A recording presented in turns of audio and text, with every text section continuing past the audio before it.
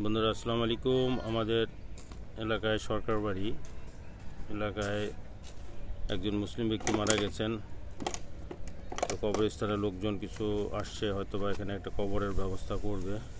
মনটা খারাপ হয়ে যায় আর কি। সকালে যখন শুনি যে অমুক লোক মারা গেছেন, ইন্না লিল্লাহি ওয়া ইন্না ইলাইহি রাজিউন মাইকে বলে, তখন মনটা খুব খারাপ হয়ে যায়।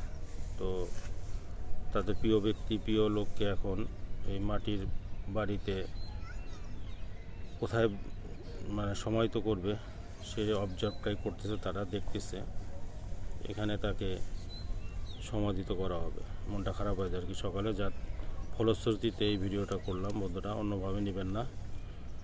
তো যে কোনো লোকই, একজন লোক মারা গেলে সে বয়স্ক হোক বাচ্চা হোক, মনটা খারাপ হয়ে যায়। তো তাদের লোকজন আসছে, তারা একজন তাকে কোথায় কবরস্থ করবে সেটাই প্ল্যান করতেছে।